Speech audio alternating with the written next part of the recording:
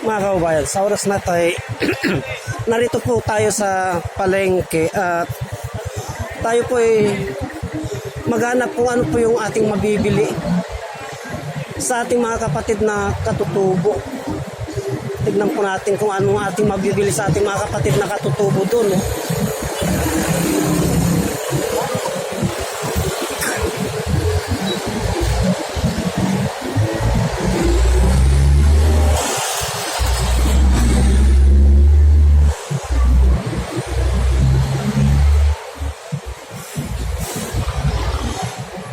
Bali sariwang mga gulay ng ating mga kapatid na katutubo, mga kaubayan. Tignan natin kung may mabili po tayo sa kanila. Pag namimili po tayo ng puso ng saging, ay sa kanila po tayo kumukuha ng puso ng saging. Yung may pinapalabas po nating puso ng saging para sa nagdudurat, nagsusuka ng dugo, ay dito po. Katulad nito, ang lalaking puso ng saging. Tingnan po natin, ang tataba. Yung isang pirasong puso ng saging na yan, mga kaubayan, kung ikaw ay nagdudurat, nagsusuka ng dugo, yung isang pirasong puso ng saging na yan, ay mariresolba na yung problema mo. Sa halagang isang piraso yan, mga kaubayan. Kaya mamaya, dadaan po tayo dyan at kukuha po tayo. At saka ito din po, mga kaubayan, yan po yung isa sa mga pinapalabas ko ng pang-cleansing.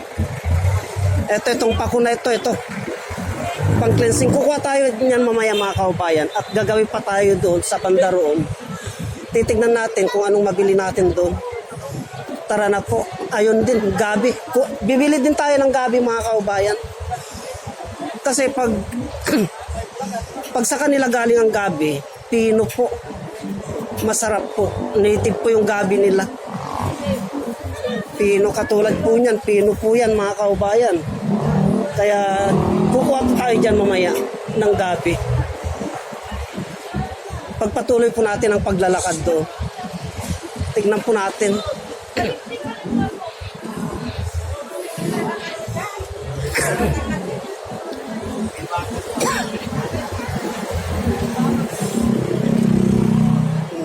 Ito naman, mga kaubayan, ay mga unat ito. Pero doon sa banda roon ay mga katutubo na po yan. Doon. Pero ito, unat po yan. Ito. Tingnan po natin kung ano yung paninda ng ating kaubayan doon. Lapitan po natin.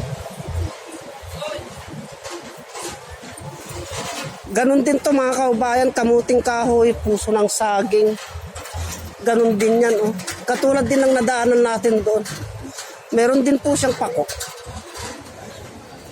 Ito. Nanggagaling pa ng mga kabundukan to, mga kaubayan. Ibinababa pa ng ating mga kapatid na mga katutubo. Galing sa kabundukan. Kaya tingnan po natin, wala na. So babalik po tayo doon.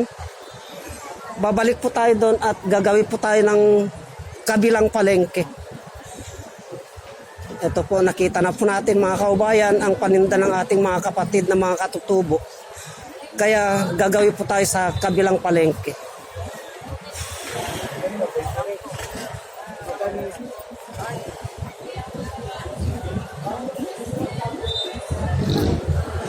So bibili po tayo ng gabi, mga kaubayan.